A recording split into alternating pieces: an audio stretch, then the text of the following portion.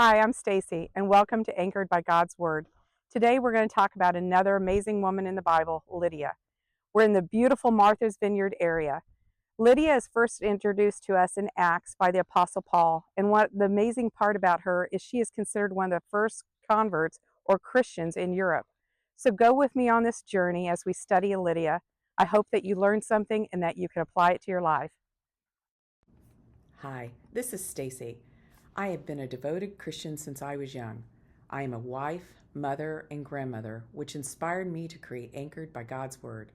My hope and prayer is that you can learn something from this message and that you can apply it to your life. Let's take a few minutes to study one of the amazing women in the Bible, Lydia. Lydia is mentioned just once in the Bible in Acts 16. She is a woman that I think we need to get to know a little bit better. First of all, Lydia's conversion, or accepting Christ, is historical because she is considered the first person recorded to have accepted Christ in Europe. Now, I think that's kind of a big deal. Up to this point, the gospel had gone no further west than Asia Minor.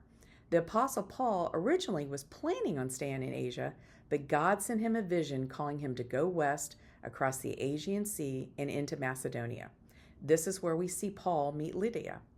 Another interesting aspect to this passage is that it's being narrated in the first person plural. Most of Acts is narrated in the third person plural, so this may indicate that whoever recorded Lydia's story was with Paul in Philippi, an eyewitness, had met Lydia personally. The narrator may be Luke himself, or Luke just wishing to use that first person source.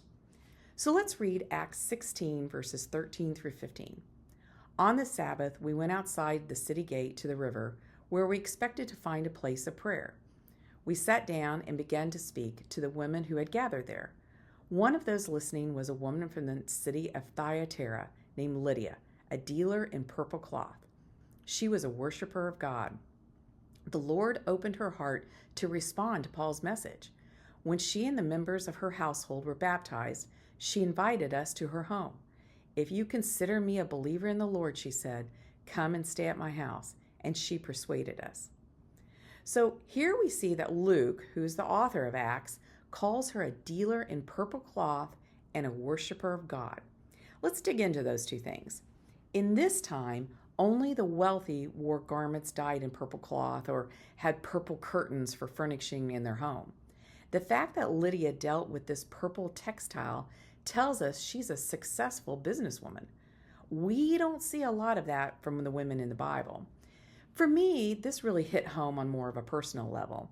I'm a businesswoman and I became a leader in the early 80s.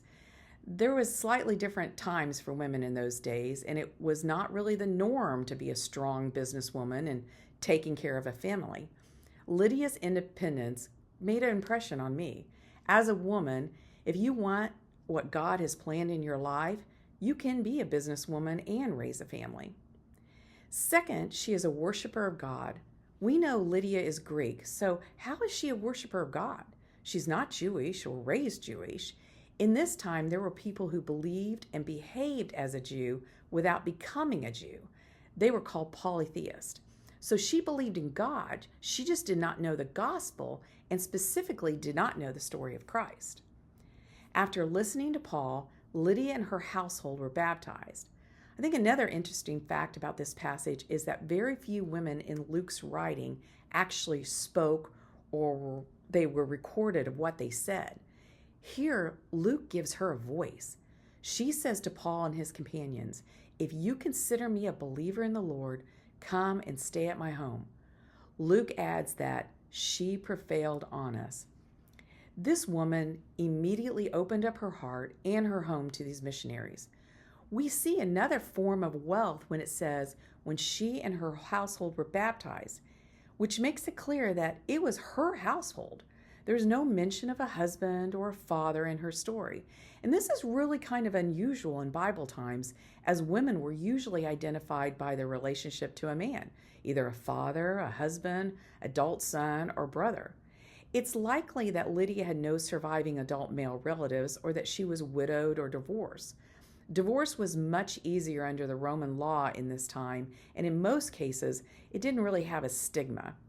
Whatever her marital status, Lydia's home was spacious. It was large enough to accommodate Paul and his fellow missionaries, which probably included Silas, maybe Timothy, and perhaps Luke, and maybe some others, but also her whole household. Her home was also large enough to hold church meetings. It was in Lydia's house that the church of Philippi first gathered in Acts 16, verse 40. Lydia's encounter with Paul and her hospitality showed a lot of courage. Having a group of foreign men stay in her house could have caused a social scandal. Hosting meetings where a few Jewish Messiah was worshipped rather than an emperor or an ancient pagan god could have ruined her reputation and her business. But she received Paul and Silas into her home. So what can we learn from Lydia? She clearly had money and wealth. As we all know, money and materialistic things cannot bring you the happiness or fulfillment that knowing and accepting Jesus Christ can bring. She was open-minded. She listened. And after she believed, she was welcoming and generous, and the best of all became an evangelist of Christ. I think we should all be more like Lydia. Is there someone you know that might need some help or some guidance? It doesn't always have to be a financial help. Lydia opened up her heart and her home for others and was focused on spreading the word of Christ. Thank you so much for listening. If you are interested in more studies like this, follow me on Anchored by God's Word on Instagram or anchoredbygodsword.com on the internet. I appreciate your time.